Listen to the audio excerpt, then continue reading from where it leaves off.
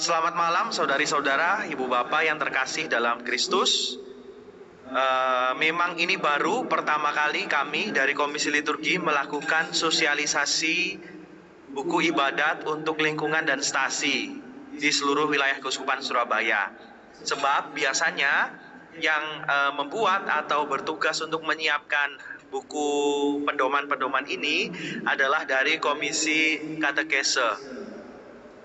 Nah, kemudian dalam perjumpaan, dalam koordinasi kami yang dilakukan di tahun ini, kemudian hal itu dibagi untuk pembuatan buku ibadat dan buku pendalaman itu dibagi yang dilakukan oleh kami di komisi yang ada di bidang sumber, yaitu Komisi Kerasulan Kitab Suci, Komisi Liturgi, dan juga Komisi Katekese.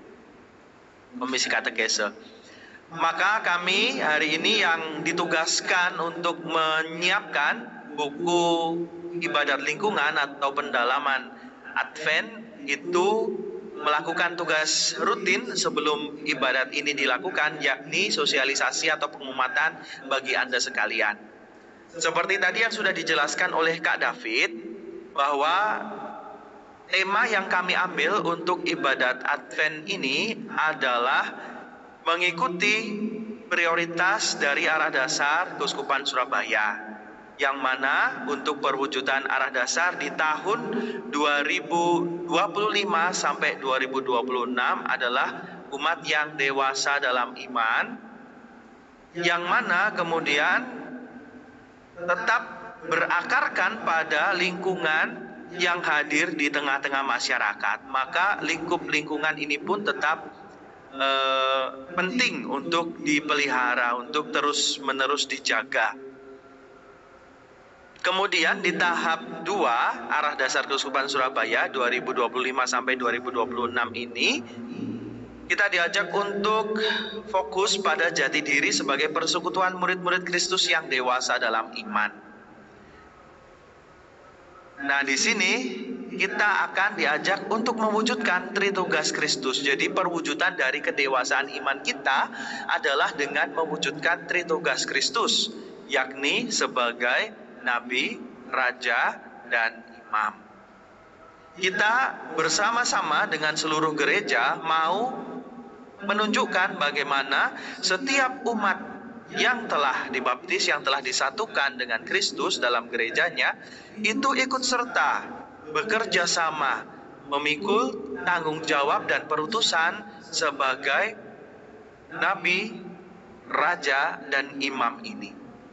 Nah, maka dalam Advent pendalaman ini kita akan mulai tahun baru, tahun liturgi yang selesainya itu besok ya, di hari raya Kristus Raja Semesta Alam. Itulah nanti akhir tahunnya, kemudian tahun barunya dimulai di hari Minggu Advent yang pertama. Nah, di situ kita mau mulai mempersiapkan diri kita mendalami perutusan sebagai nabi, raja, dan imam lewat pendalaman atau lewat ibadat Advent yang kita lakukan di tiap-tiap lingkungan atau kelompok-kelompok komunitas beriman kita. Nah, di sini kami sudah siapkan buku pedomannya, mungkin bisa ditampilkan. Saya hari ini tidak akan menyiapkan PowerPoint atau presentasi, tetapi langsung kita akan masuk ke dalam teksnya saja, dalam buku ibadatnya. Kami mengemas Advent ini tidak dalam rupa pendalaman iman, artinya juga tidak mungkin tidak ada banyak interaksi atau pengajaran yang sangat mendalam begitu ya di dalamnya, berbeda dari APP mungkin ya, pendalaman APP ataupun Bulan Kitab Suci Nasional. Advent ini ibadat, jadi kita akan melakukan pertemuan-pertemuan dalam kerangka ibadat lingkungan. Ibadat lingkungan kita pakai seperti rumusan ibadat sabda. Jadi fokus utamanya ada pada pewartaan sabdanya begitu. Dan juga dari renungan atau refleksi yang muncul di dalamnya. Selebihnya kita akan melakukan atau mengemas perayaan sabda itu di dalam doa-doa dan juga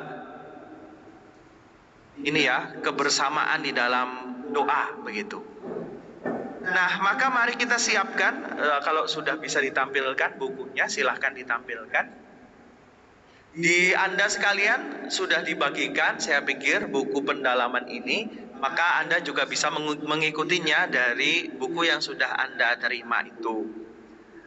Nah, dalam buku ini tahun 2025 kita mewujudkan Tritugas Kristus dalam hidup berparoki. Memang kita tidak akan langsung berfokus pada paroki bagaimana dan seterusnya, karena paroki sendiri itu lingkupnya cukup luas. Maka kita tetap akan berfokus bagaimana mewujudkan dalam paroki itu lewat dinamika lingkungan kita masing-masing. Tetap di situ ya. Nabi, pengajaran, raja penggembalaan, dan imam pengudusan itu akan direnungkan dalam kerangka tokoh-tokoh Advent yang akan muncul diwartakan dalam liturgi kita. Dari mulai Minggu Advent yang pertama, kedua, ketiga, dan keempat, kita akan berjumpa, kita akan dikenalkan, dipertemukan dengan tokoh-tokoh Advent yang memang mewarnai kekasan Advent di dalam liturgi kita. Tokoh yang akan kita munculkan dalam ibadat kita ini adalah Nabi Yesaya dari Perjanjian Lama, kemudian Yohanes Pembaptis yang menjadi penghubung Perjanjian Lama dan Perjanjian Baru, kemudian Bunda Maria, dan yang terakhir adalah Yesus sendiri. Memang ketika kita mengambil tema Yesus ya, meneladani Yesus sebagai nabi, raja, dan imam, kita tidak langsung merenungkan apa-apa saja yang dilakukan Yesus, sabda Tuhan berkenaan tentang hidup Yesus dan sebagainya, tidak. Tetapi kita akan belajar itu dari tokoh-tokoh Advent. Yang mana tokoh-tokoh Advent itu, tiga yang sudah saya sebutkan tadi, Yesaya, Yohanes Pembaptis, dan juga Maria, itu terkait secara langsung dengan Yesus. Demikian. Maka nanti dalam pembagiannya, pertemuan yang pertama dan kedua itu berfokus ya pada aspek eskatologis. Dijelaskan di situ pada halaman 2 ya, paragraf yang terakhir, paragrafnya itu masa Advent dibagi menjadi dua bagian. Paruh pertama masa Advent dimulai pada Minggu Advent pertama hingga tanggal 16 Desember. Di paruh pertama ini ditekankan aspek eskatologis, yakni penantian penuh harapan akan kedatangan Tuhan, Adventus Domini. Yang kedua pada akhir zaman ya. Jadi kedatangan Tuhan yang kedua pada akhir zaman, parusia, itulah yang dinantikan pada paruh pertama dari masa Advent ini. Dalam masa penantian ini, nanti kita akan berkenalan, berjumpa dengan Nabi Yesaya dan Yohanes Pembaptis. Ya. Minggu Advent yang pertama, Yesaya menjadi nabi yang menyerukan kebenaran Allah, judulnya demikian. Dan Minggu Advent yang kedua, Yohanes Pembaptis menjadi pemimpin yang mengarahkan sesama kepada Tuhan. Jadi arahnya adalah ya menjaga kita untuk terus-menerus ada di jalan Tuhan. Didapatinya setia berjaga-jaga, itu kuncinya di masa Advent paruh yang pertama ini. Maka saudari-saudaraku yang terkasih, pilihan-pilihan lagu dan juga mazmur serta doa-doa yang dipilihkan dalam ibadat di paruh Advent yang pertama ini memang fokusnya adalah pada kedatangan Tuhan yang kedua. Ya, masa eskatologis itu tadi. Arahnya ke sana. Sementara nanti kemudian setelah masuk ke 17 Desember ke bawah, 24 Desember, disitulah kita akan mulai masuk ke paruh yang kedua dari masa Advent, yakni persiapan untuk menyongsong misteri inkarnasi. Dalam persiapan ini sosok Bunda Maria ditampilkan untuk menuntut proses permenungan kita berkenaan dengan tugas sebagai imam. Kemudian di pertemuan yang terakhir kita akan dituntut untuk membuat komitmen dalam meneladani Yesus, Sang Nabi, Gembala, dan Imam. Jadi kami Komisi Liturgi sudah menyediakan ada 4 pertemuan di dalam masa Advent ini. Kemudian tadi kami lihat jadwal kita, jadwal masa Adventnya itu kurang lebih hanya tersedia 3 minggu lebih, 2 hari atau 3 hari begitu ya. Bagaimana Romo? Apakah kami mampu membuat 4 pertemuan ini? Kalau waktunya saja hanya segitu, begitu ya. Kalau ada pertanyaan itu, maka kita nanti saya akan memberikan usulan-usulan bagaimana ini bisa dilakukan, bagaimana pendalaman skema 4 pertemuan ini bisa dilakukan. Usulan yang pertama adalah kita bisa memulai sejak November.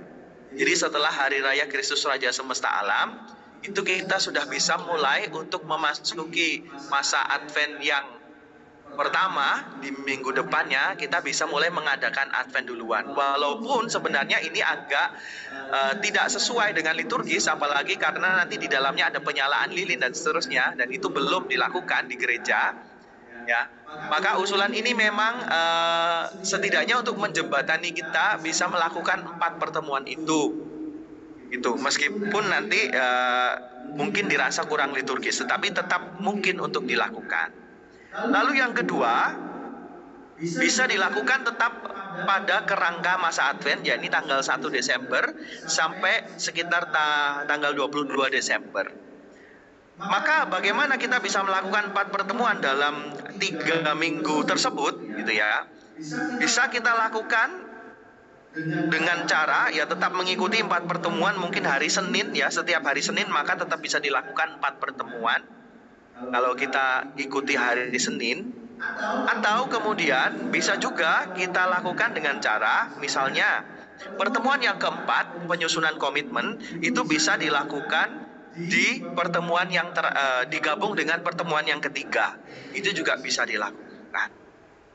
Atau selain itu juga bisa dilakukan misalnya ada 2 pertemuan di pertemuan yang ketiga, di minggu yang ketiga tanggal 15 itu bisa dilakukan 2 pertemuan. Jadi kurang lebih usulan-usulan yang kami buat itu demikian. Silahkan bagaimana paroki dan lingkungan nanti mau menyusunnya, pendalaman ini dibuat seperti apa. Tetapi kami memang menyarankan 4 pertemuan ini bisa dilakukan. Itu setidaknya buah-buah dari komitmen dari pendalaman Advent ini nanti bisa sungguh-sungguh dirumuskan, sehingga pada saat perayaan Natalnya kita sudah memiliki buah-buah masa penantian kita itu. Demikian. Sekarang mari kita masuk dalam materi tiap pendalamannya. Kita buka di halaman 4 pertemuan 1. Nah, seperti yang saya bilang tadi di awal, bahwa rumusannya kita akan menggunakan ibadat sabda. Jadi rumusan ibadat persis seperti itu, tidak ada perubahan, tidak ada hal-hal yang spesial. Yang khusus mau saya tekankan di sini adalah pemilihan lagu. Kalau biasanya pemilihan lagu itu saran, atau kemudian pemilihan lagu itu bisa saran, usulan, atau kemudian tidak ditentukan, bisa bebas memilih, begitu ya. Kami menyarankan, kami menyertai buku pendalaman Advent ini dengan lagu yang kami tentukan sudah. Misalnya di pertemuan yang pertama kami menentukan lagu masa Advent Pencipta Bintang Semesta dari Puji Syukur nomor 439. Lagu ini cukup akrab sebenarnya, cukup mudah, cukup bisa diikuti, karena terutama bagi para biarawan-biarawati atau kaum religius atau umat yang terbiasa melakukan ibadat harian.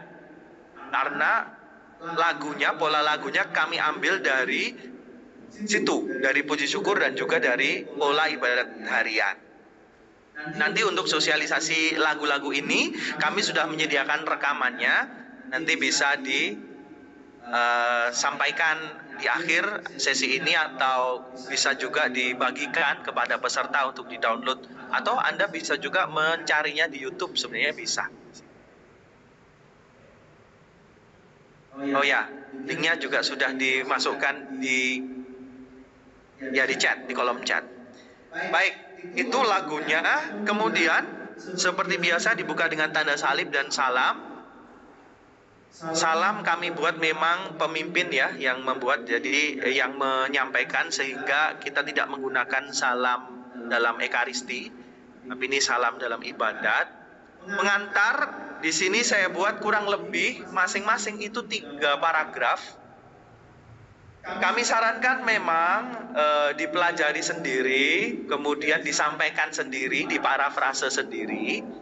Tetapi di sini kami memang berusaha membuat kalimatnya sederhana dan mudah dipahami, sehingga kalaupun mungkin tidak bisa memparafrasekan, itu bisa dibacakan secara langsung, begitu ya. Tuh. Pengantarnya tokoh Advent yang pertama adalah Yesaya. Judul yang kami buat di sini menjadi nabi yang menyerukan kebenaran Allah, itu yang menjadi fokus ya. Fokus kerangka kita untuk memahami perutusan sebagai nabi itu bagaimana. Ya. Pewartaan pengajaran ya kan. Nabi itu mewartakan, nabi itu mengajar ya. Dari ini semua intinya kami rumuskan adalah yang mengarahkan atau menyerukan, menyampaikan kebenaran Allah. Yang diajarkan apa? Kebenaran Allah. Yang diwartakan apa? Kebenaran Allah. Itu ya. Di bagian yang terakhir, lewat pertemuan ini, paragraf yang terakhir, kita sekalian diundang untuk ikut serta menjadi nabi, utusan Allah yang menyerukan pertobatan demi terwujudnya perdamaian di tengah hidup manusia. Itu yang mau menjadi tema dari sabda yang direnungkan dalam bacaan dalam ibadat Advent yang pertama ini. Ya. Biarlah visi Nabi Yesaya, jadi ini persis seperti kalau kita ikut misa begitu saudara-saudara ya. Ketika misa itu kan biasanya Romo membuat pengantar ya.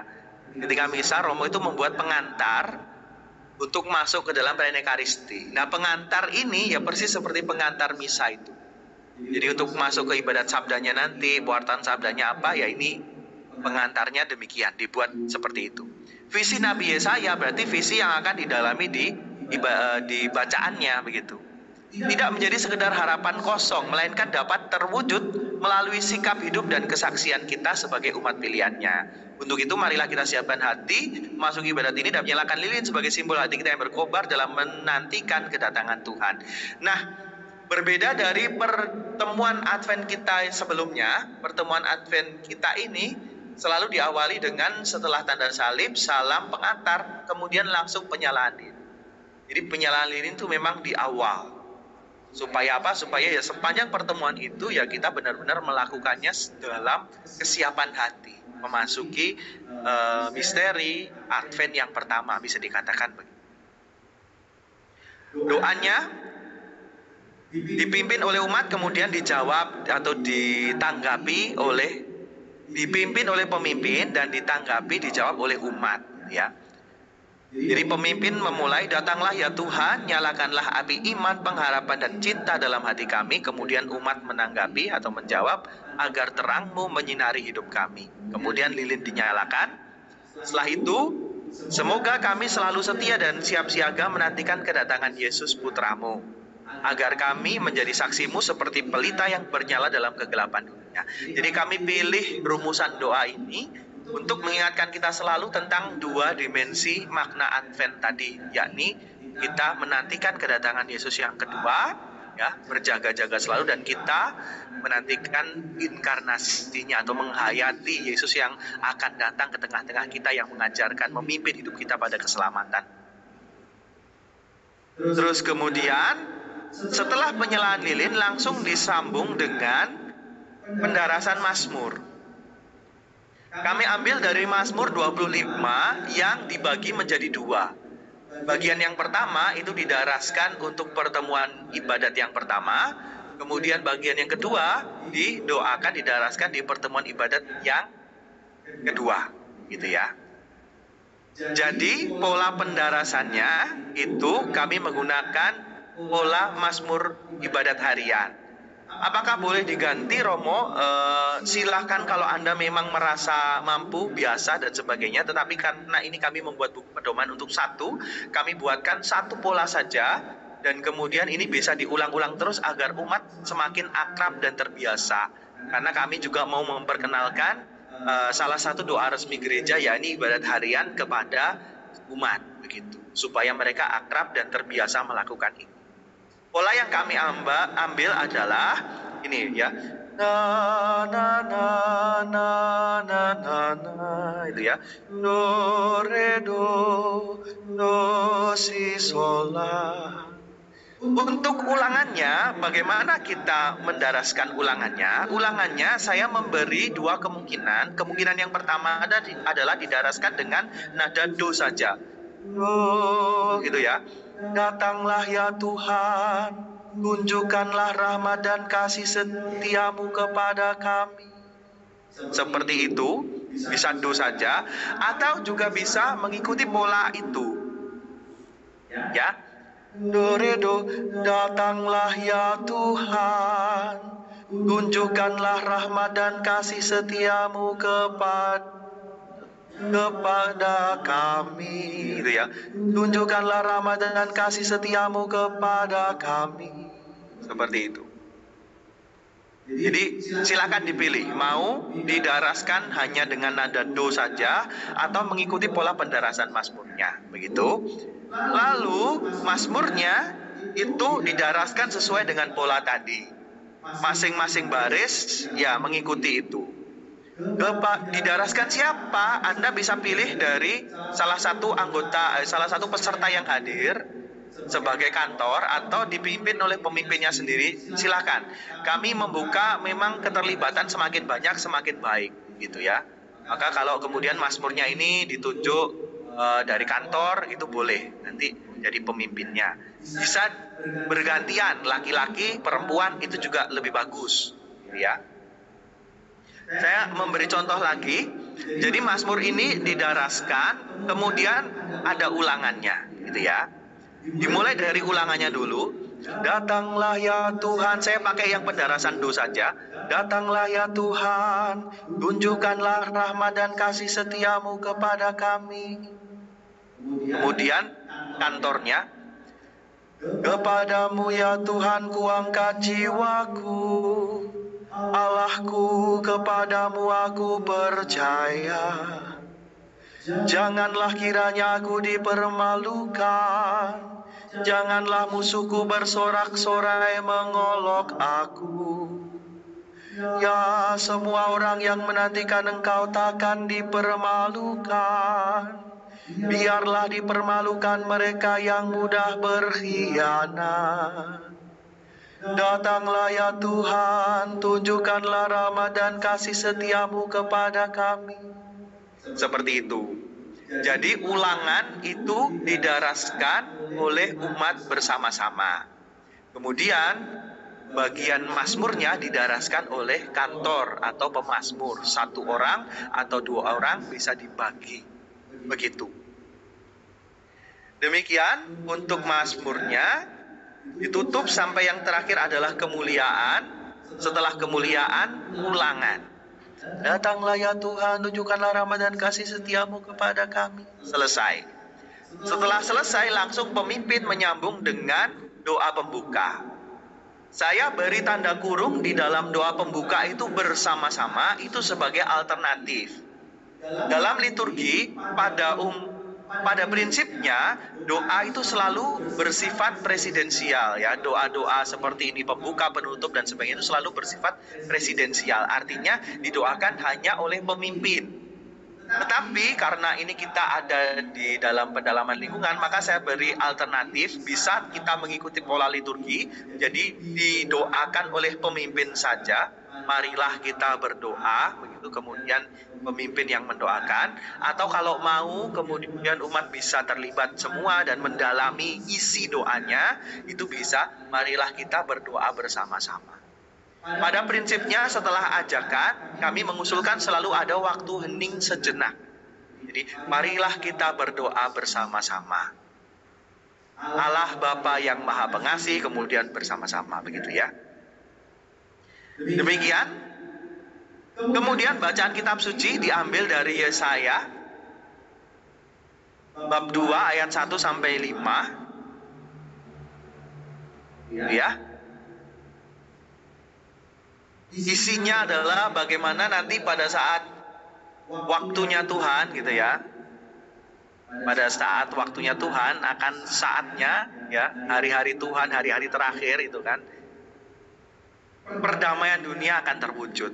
Gunung Tuhan akan menjulang tinggi di antara gunung-gunung yang lain. Gunung pada saat itu memang selalu identik atau diasosiasikan dengan tempat beribadat.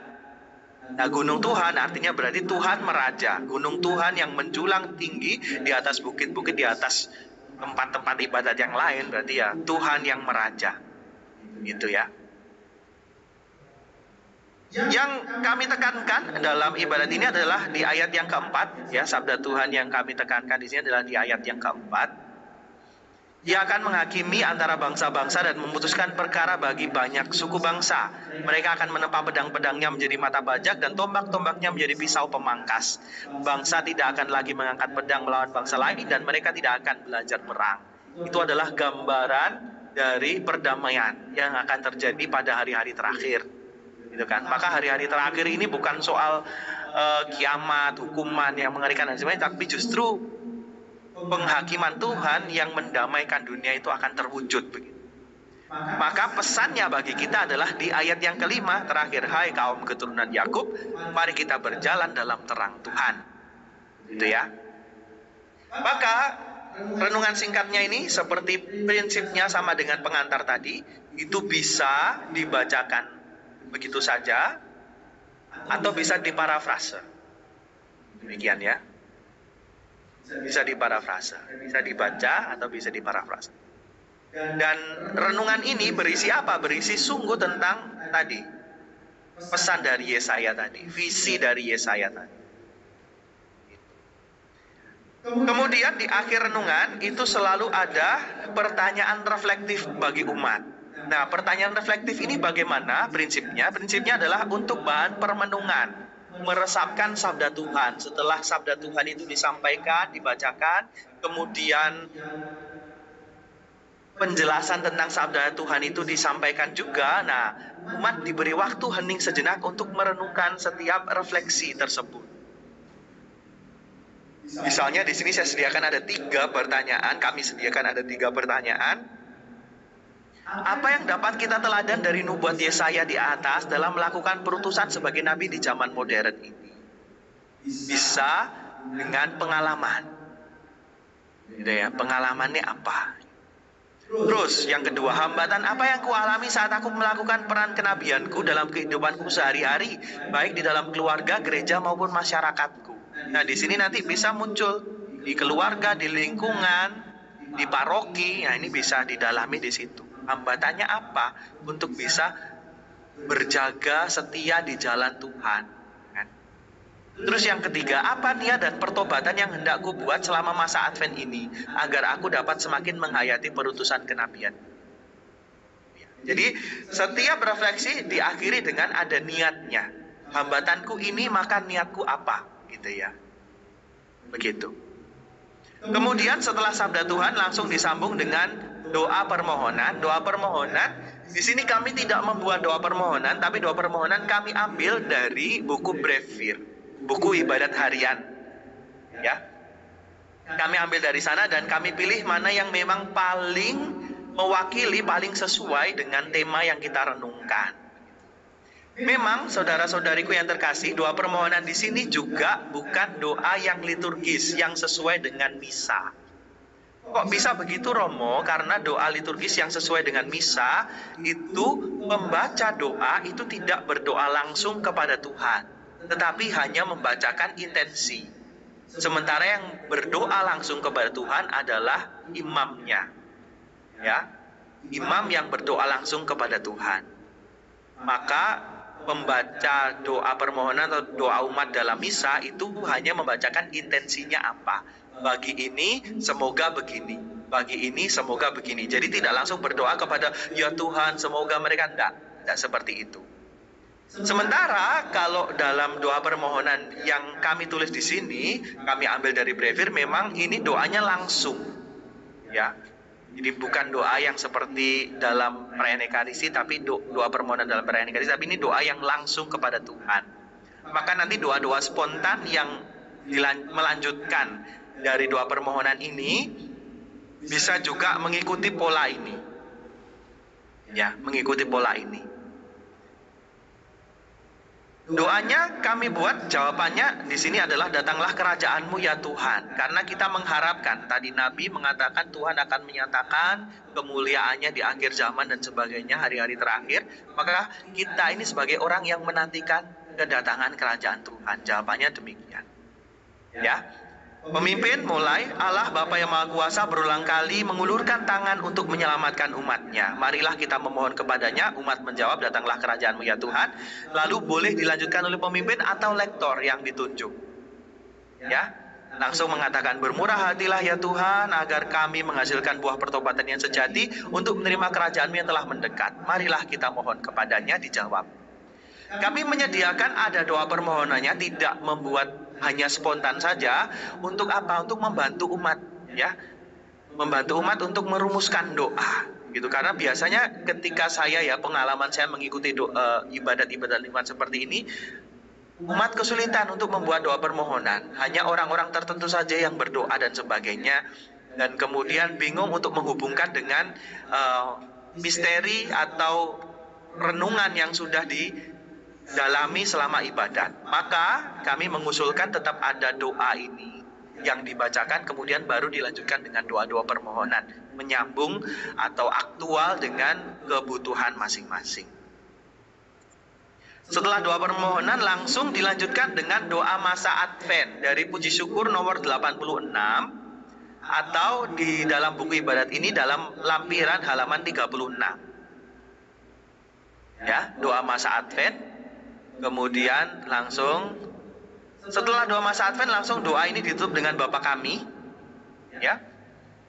Kami juga memberi alternatif cara untuk mengangkat doa Bapa Kami supaya kita tidak hanya langsung mari kita doakan doa yang diajarkan Yesus atau atas petunjuk penyelamat kita, mungkin begitu ya Anda memimpin doanya. Maka kami sediakan ada beberapa alternatif yang kami ambil memang dari buku Brevir juga. Marilah kita memohon kedatangan kerajaan Allah dengan berdoa langsung. Bapa Kami yang ada di surga itu bisa, ya, ini bisa digunakan. Lalu disambung setelah Bapa Kami itu dengan litani nama Yesus yang tersuci.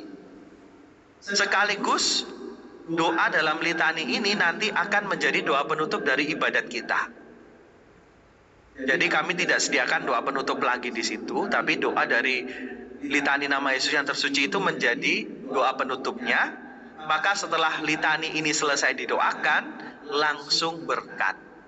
Semoga Tuhan beserta kita sekarang dan selama-lamanya. Semoga Tuhan memberkati kita, melindungi kita terhadap dosa, dan mengantar kita ke hidup yang kekal. Amin. Umat membuat tanda salib, ya, semua membuat tanda salib. Begitu. Kemudian langsung lagu penutup. Itu. Kami juga menentukan lagu penutupnya, Oh Datanglah Immanuel dari Puji Syukur 442 yang ayat 1 dan 2. Itu untuk pertemuan pertama. Pertemuan kedua pada prinsipnya sama, hanya saja kemudian kami tentukan lagi lagu pembukanya, ya. Kiranya langit terbelah dari Puji Syukur nomor 436. Lagunya seperti apa, Romo? Ya, nanti ada. Silakan linknya itu dibuka dan dicek, ya, seperti apa lagunya, gitu. Atau dipelajari sendiri dari Puji Syukur, atau kemudian bisa dicari dari YouTube. Pertemuan kedua bertemakan Yohanes Pembaptis menjadi raja yang mengarahkan sesama kepada Allah. Jadi tokohnya adalah Yohanes Pembaptis, ya. Kita mau menjadi raja. Raja tadi, ya, bisa dikatakan soal penggembalaan atau kepemimpinan, ya. Seorang pemimpin penggembala yang mengarahkan sesama kepada Allah. Menjadi jalan yang mengarahkan, petunjuk arahnya, gitu, ya. Gitu. Pemimpin yang mengarahkan di depan, berani memberi teladan, seperti itu nanti kuncinya, ya. Demikian, kemudian seperti tadi tanda salib, lalu pengantar, selalu 3 paragraf, ya, walaupun ini cukup panjang paragrafnya. Lalu penyalaan lilin seperti ibadat yang pertama persis. Lalu Mazmur 25 bagian yang kedua sama, hanya saja ulangannya ya sama ya, ulangannya juga sama ya.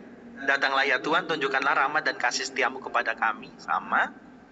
Kemudian didaraskan dengan pola yang sama. Lalu doa pembuka, penjelasannya sama. Lalu bacaan kitab sucinya dari Yohanes, Injil Yohanes ya ini ya. 1 bab 29 ayat 3, bab 1 ayat 29 sampai 34.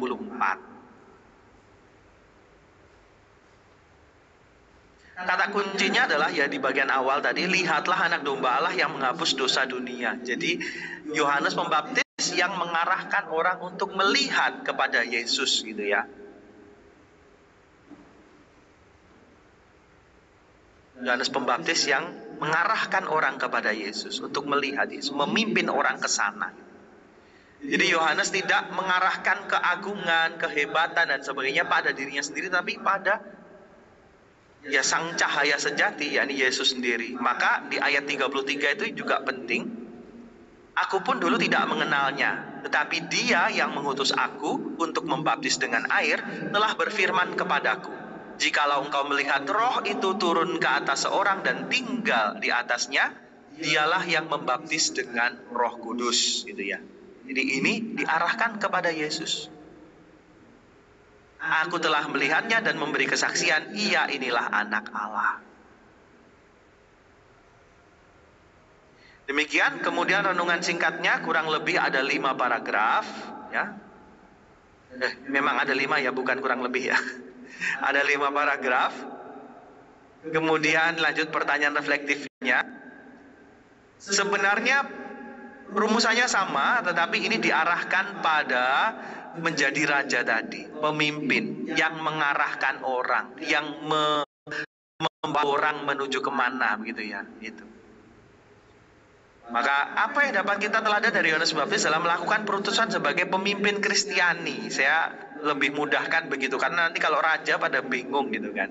Di zaman modern ini, servant leader ya, nabi, imam, nabi raja dan imam raja di sini maksudnya raja yang melayani, akhirnya kan begitu. Hambatan apa yang kualami saat aku melakukan peran kepemimpinanku dalam hidupku sehari-hari, baik di dalam keluarga, gereja maupun masyarakat. Semuanya punya perannya sebagai pemimpin dimanapun mereka berada. Terus yang terakhir, apa niat dan pertobatan? Ya, persis. Lalu doa permohonan, bedanya, jawabannya beda sekarang. Peliharalah kami umatmu ya Tuhan. Ingat ya, karena Tuhan adalah Raja kita, dialah yang melihara kita. Maka sekarang, peliharalah kami umatmu ya Tuhan. Itu persis dilanjutkan, disambung dengan doa masa Advent. Lalu Bapa kami, lalu litani, kemudian berkat, lagu penutup datanglah Immanuel, lalu kita nyanyikan yang ayat 3 dan 4. Beda. Pertemuan yang ketiga, tokohnya adalah Maria, menjadi imam yang mengorbankan persembahan hidup kepada Tuhan. Maka kunci dari tokoh dan juga peran atau pengutusan sebagai imam di sini adalah soal kurban. Imam itu mempersembahkan kurban. Kalau kita ingat di Perjanjian Lama ya, imam mempersembahkan kurban, dan kurban inilah yang menguduskan. Maka memang ya tugas imam pengudusan, tugas imam gereja ya, pengudusan dalam gereja itu adalah tugas ya ini tadi, mempersembahkan kurban sebenarnya ya. Nah, di sini kita nyanyikan lagu pembuka. Di sini mudah lagunya, jadi kami tidak memberi contoh atau tidak tahu ya ada atau tidak. Seingat saya tidak ada contohnya. Tapi kalau ada pun ya lebih baik. Karena ini lagu yang cukup mudah ya. Maria kau penuh berkat. Ya. Lalu tanda salib dan salam. Kemudian pengantar 3 paragraf. Kemudian penyalaan lilin. Nah, di sini ada sedikit perbedaan karena pendarasannya bukan Mazmur, tetapi ini Kidung Pengharapan yang saya ambil dari buku ibadat Novena Advent yang dikeluarkan oleh KWI. Bentar saya ambil. Jadi saya ambil buku ini ya, Novena Natal yang dikeluarkan oleh KWI, Komisi Liturgi KWI. Ya. Dan ini kita sudah memasuki yang tadi paruh kedua masa Advent, yakni menantikan kedatangan inkarnasi Yesus Kristus. Maka saya mengambil yang lebih cocok karena ini memang ditujukan untuk tanggal 16 sampai 24 ya, Desember. Polanya sama, terus kemudian beda di ulangannya. Bersembah sujudlah kepada Tuhanmu, Ia Raja yang akan datang, gitu ya. Daraskan kemudian itu sama seperti yang tadi, hanya berbeda isinya sekarang. Bagian yang menunjukkan inkarnasinya nanti di bagian ini ya, di bagian yang terakhir, seorang bayi.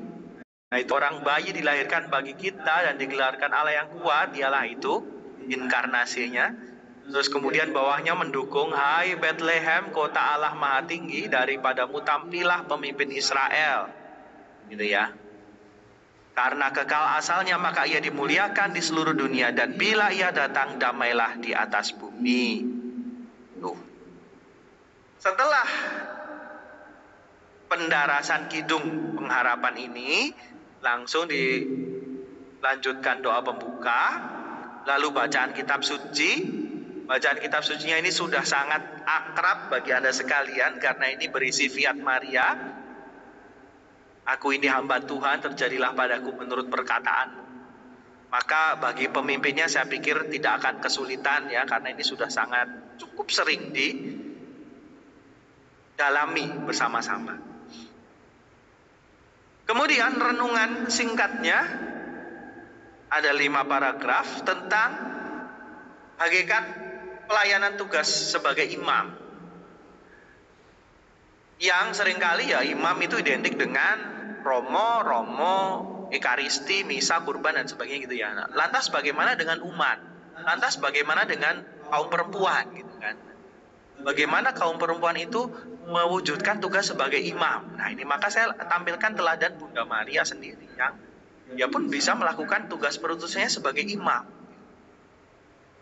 dengan mempersembahkan tubuhnya, mempersembahkan dirinya bagi Tuhan, melakukan kehendak Tuhan, menjadi pilar kekudusan di dalam keluarganya. Itu.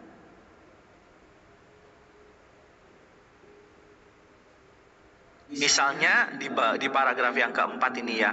Selain itu kebiasaan kita memupuk hidup rohani yang baik dengan berdoa pribadi, melakukan devosi seperti adorasi atau rosario juga merupakan usaha kita untuk ikut menguduskan diri, keluarga dan bahkan dunia kita.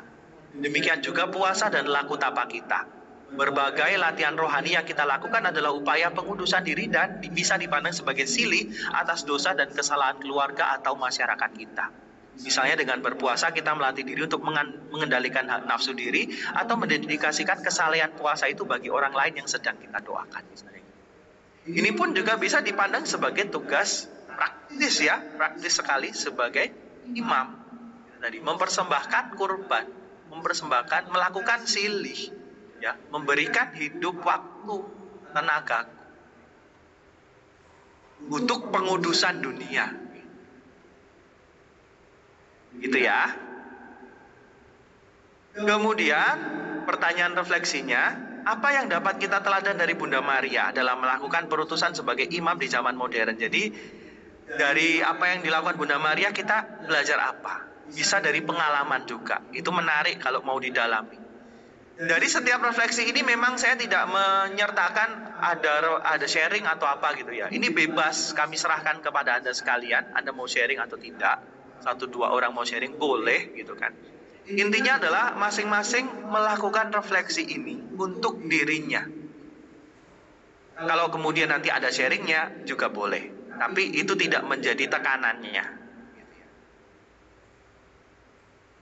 Sharing bisa juga dimunculkan berupa doa sebenarnya. Jadi hasil refleksi itu bisa dimunculkan berupa doa permohonan yang spontan tadi di sini. Gitu. Kalau memang tidak ada sharing, ya. Baik, di doa permohonan sekarang jawabannya adalah datanglah dan tinggallah beserta kami ya Tuhan. Semakin dekat ya inkarnasi, maka itu yang didoakan. Datanglah dan tinggallah beserta kami ya Tuhan. Isinya saya banyak ambil dari peristiwa Maria menerima kabar dan seterusnya, dan Yesus yang sudah akan datang. Karena Yesus sudah akan datang, maka nanti dalam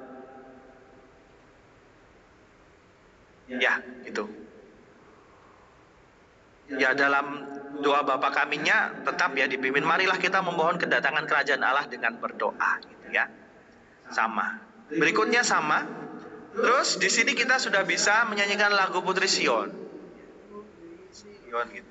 Jangan awal-awal di masa Advent kita sudah nyanyikan Putri Sion, itu sebenarnya belum cocok, belum pas, karena belum waktunya sebenarnya.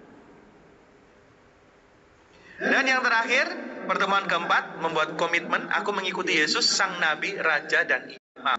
Jadi memang saya tidak menekankan lingkunganku mengikuti Yesus gitu ya, tidak menekankan parokiku mengikuti Yesus, enggak. Tapi di sini memang dimulainya dari pribadi per pribadi. Maka komitmennya pun juga ditekankan komitmen pribadi dan lingkungan nantinya. Itu dari komitmen pribadi diwujudkan bisa yang dilakukan bersama-sama apa. Lagu pembukanya Juru Selamat Datanglah ini juga cukup tidak akrab mungkin ya. Nanti Anda bisa cari di Puji Syukur atau tadi di dalam rekaman ada atau tidak bisa dicek. Kemudian tanda salib salam, pengantar 3 paragraf, penyalaan lilin keempat, kemudian pendarasan hidungnya sama do re do si sola, pakai yang tadi dari buku Novena Natal. Kemudian doa pembuka, setelah itu bacaan kitab suci dari Roma, dari surat Rasul Paulus kepada jemaat di Roma. Bab 1 ayat 1 sampai 7.